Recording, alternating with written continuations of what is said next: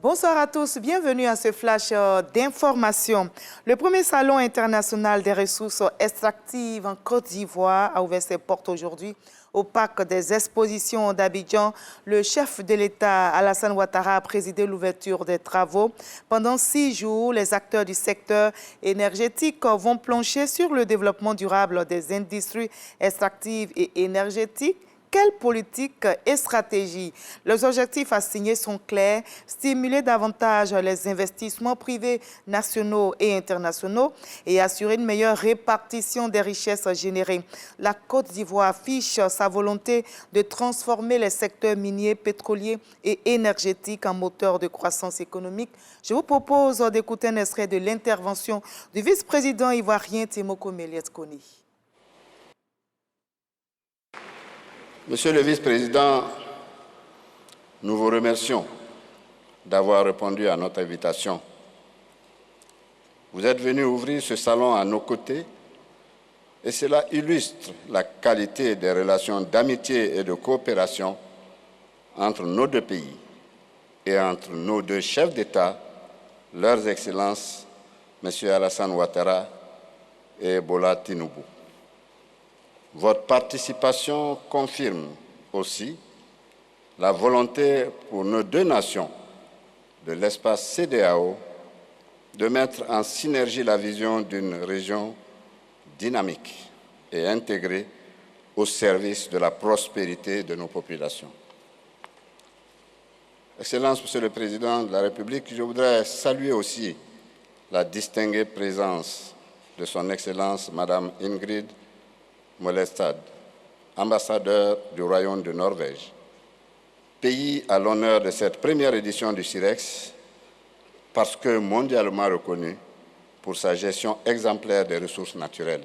Votre participation à cette rencontre est la preuve éloquente d'une coopération renforcée entre nos pays qui demeure essentielle à notre progrès collectif. Le CIREX marque une étape importante pour la Côte d'Ivoire, la sous-région et le continent africain. Ce salon est une occasion de promouvoir la pleine valorisation des potentialités minières, pétrolières et énergétiques qui sont des réservoirs de croissance à peine exploités et des piliers majeurs et essentiels de développement. Pour relever les défis d'un développement durable et inclusif, il s'avère impératif de diversifier nos ressources de croissance à travers une exploitation judicieuse des ressources extractives et énergétiques dont notre continent regorge.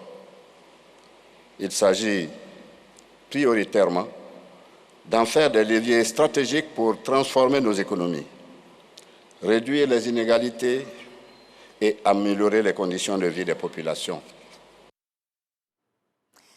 L'engouement autour du vélo explose à Paris. Ces engins à 2 roues sont omniprésents dans la capitale française. Appuyés par des initiatives de la mairie pour développer son usage, le vélo n'a cessé de progresser pendant la Covid-19 jusqu'à décoller aujourd'hui au point de rivaliser avec les voitures. Et les raisons sont diverses, entre autres la rapidité et la pollution réduite de l'air comparativement aux automobiles.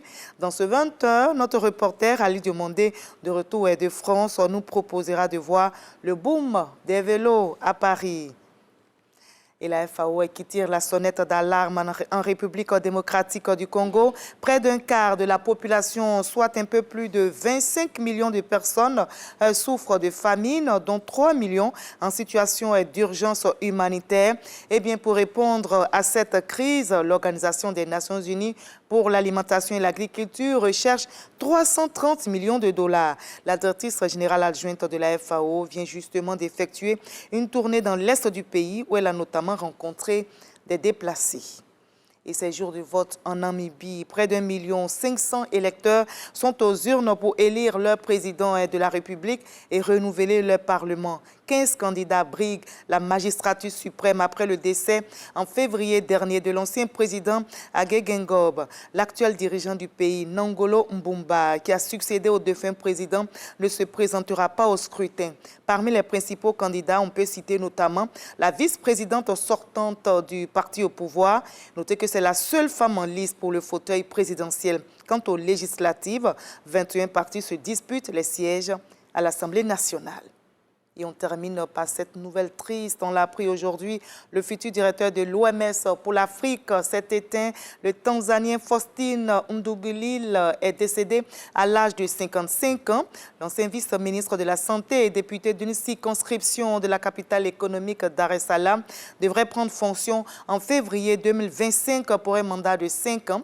Il avait été nommé chef de l'OMS pour l'Afrique en août dernier. Son décès est survenu l'année dernière en Inde. Le directeur général de l'OMS s'est dit choqué et profondément attristé par ce décès. Et c'est la fin de ce Flash Info. Je vous retrouve à 20h pour la grande édition. Mais comme d'habitude, après ce Flash, je vous invite à suivre l'info régionale pour avoir toutes les nouvelles de notre très belle région ivoirienne. À tout à l'heure à 20h.